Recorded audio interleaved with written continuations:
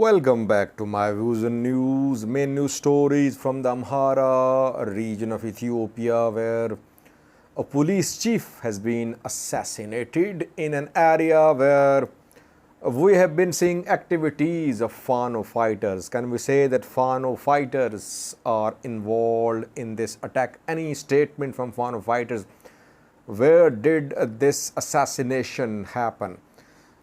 Second story is from Tigray. A Tigray opposition party today wrote an open letter to those who mediated talks between Ethiopian government and the TPLF, and the two sides reached an agreement in November last year.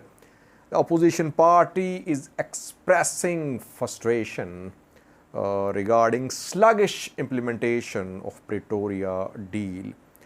Thirdly, we know that Eritrean government-backed festivals organized in Europe are being opposed by Eritrean opposition diaspora members. A few days ago, a festival due to be held in Germany had to be cancelled after from entire Europe opposition diaspora members decided to go to Germany to stop this festival. But in another European country, a festival has been organized, and Eritrean Minister of Information today shared pictures from the venue where this festival was held. Last news story is from Sudan, viewers. While we know that fighting ongoing between Sudanese military and rapid support forces in different areas, at the same time we saw fighting between Sudanese military and Sudan People Liberation Army of Abdul Aziz Al-Hilo. Fighting was reported in two regions of Sudan. I read some videos on that, and today a news source affiliated with SPLA confirmed the death of 11 SPA soldiers in clashes between SPLA and Sudanese military in two states of Sudan. Firstly, viewers, Fano fighters attacks on police officers, police stations. If you remember, I have been saying that Fano fighters have adopted a strategy. In some videos, I shared details of their attacks on security forces, especially police, in the past few days. They have carried out 3 grenade attacks in shore orbit. Grenades were thrown on police buildings. They carried out an attack on a police headquarters in Marsa, Vollo. They carried out an attack on police in Vuldia too, in Saint as well. And if you remember, a few days ago when Fano fighters were returning from Lalibela, after celebrating the anniversary of, after commemorating the death of Assassinated, we saw a clash between Fano fighters and police on North Vollo, South Vollo border. This clash happened, and in that confrontation, a warrior police chief was injured. Now another attack, assassination, ambush by Fano fighters. It's very clear because I know in this area, everyone knows, by the way, who is monitoring Fano's activities, that in this area, Fano fighters are operating. Dejan town, East Gojam zone. A strategic road which links Gojam with Oromia, with Addis Ababa, passes through Dejan, close to Dejan. If this road is closed, it means that one main supply route for Ethiopian military, which is in Amhara, will be blocked. And if you remember, we have been seeing calls by several Amhara activists saying that this road should be closed to cut off Ethiopian military supply lines. And we have seen protests in Dajan in the past 2 to 3 months. On several occasions, people tried to block the road. The road remained blocked, I think, for a day, I think, a few weeks ago. In Dajan, police chief of the Warada assassinated. His deputy assassinated too. Name of police chief, Zaidu Tadaleh. Name of his deputy, Verko Shimalis. Both were ambushed. They were on their way towards Abe Valley, and they were there patrolling the area in connection with some exams being held. They were ambushed by, it is being said, unknown fighters, but obviously Fano fighters. They were ambushed by Gojam Fano fighters. Both killed. Their driver injured. They were in a vehicle, in a car. The car was ambushed. Fano fighters opened fire at the car. Zaidu and Verko killed on the spot. Driver injured in his leg. He received a bullet in his leg, I think. Fano fighters will never claim the responsibility for this attack. We know the pattern. Pattern is the same. Fano fighters never claim responsibility for attacks on police officials, on Ethiopian National Defense Force, on Prosperity Party officials in the Amhara region. But these attacks are being carried out by Fano factions. Whether Fano fighters claim the responsibility or not, everyone knows. And several social media pages, activists who back Fano fighters, they are sharing this news as if it's a victory for Fano fighters. Germashitela was assassinated. No one from Fano side claimed responsibility. Rather, they spread conspiracy theories. The PMRB was behind assassination. But government said that they planned the assassination because Girma was very vocal in support of government's policies, and he was in support of the operation ongoing against Fano in Amhara, assassinated. But after the assassination, you saw that an effort was made to muddy waters, as if some external players were involved, not from Amhara region, but external players were involved in the assassination of Gemashtila. Dajan police chief killed. Deputy 2. Question is, why is Fano carrying out the activities of assassinations, ambush on local police officers, Warada officials? Well, Fano has made it clear. We've seen statements from Fano faction. They say that government officials, security forces, prosperity party members, they must not stand with the government. They must not support government's security operation. And Fano fighters are also dying, by the way. How many were killed in Debre, Ilyas? Government says more than 200. And just 2 days ago, we saw burial of 2 Fano fighters in Debre, Tabor, I think. They were killed on Ibnath front. They are dying too. So when they are dying, so do you think they'll sit idle? No, they'll take revenge. They'll carry out attacks on Ethiopian National Defense Force, on police, on war officials, on security officials. That is what is happening. Overall, security situation in the Amhara region is deteriorating. If police chiefs are not safe, you can imagine the security situation. There is no Amhara special force now. It means that there is only police and Ethiopian National Defense Force and militias which are being raised.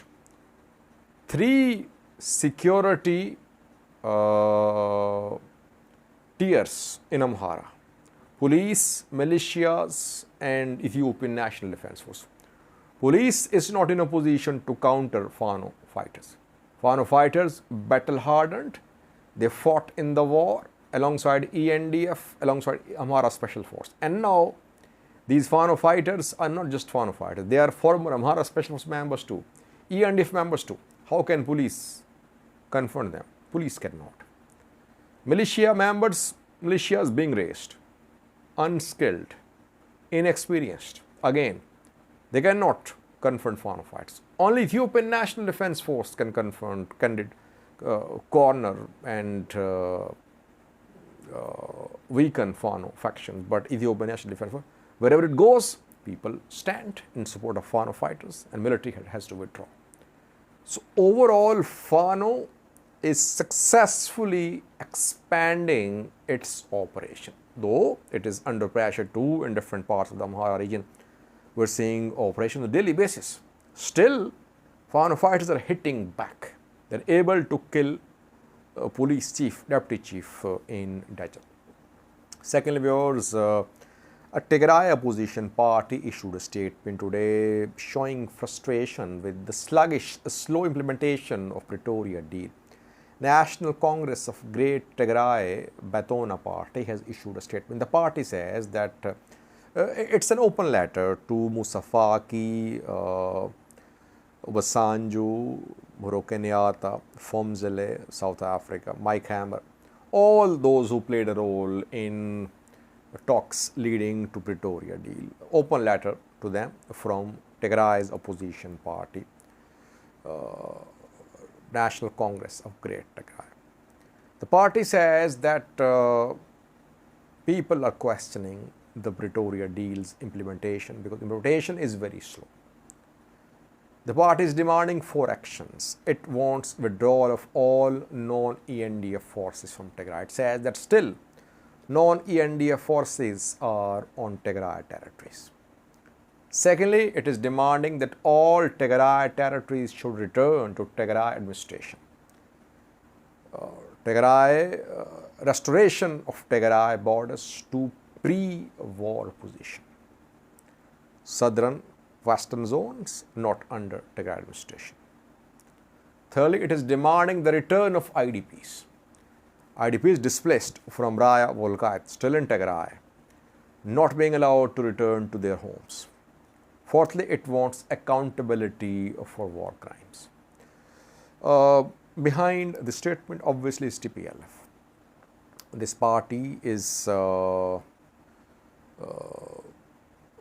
it is in touch with Tigray interim government. And TPLF's Geta Chorada, Tigray interim president, a few days ago, if you remember, he also said the same, that implementation was slow. He cited lack of financial resources. So it means that people are raising questions in Tigray. Now, when aid is suspended too, aid suspended, Tigray borders not restored, no accountability for war crimes, just guns have been silenced. A lot needs to be done. And for all this lot, you need money. Ethiopian government does not have money for full implementation of Pretoria deal. Tigray interim government has no money too. So implementation is hinging on foreign support, financial support. Apart from financial constraints, there are other issues too. Key issues are unresolved, like status of Raya and Volkait. For that, either there should be direct talks between Tigray and Amhara regions, or Tigray and Ethiopian federal government should reach an understanding about these zones. Maybe understandings have been reached, reportedly. Thirdly, viewers, Eritrean information minister today said that Eritrean diaspora festivals are continuing. He shared pictures from Italy today, where an Eritrean consulate-backed festival was held, attended by governors of several regions.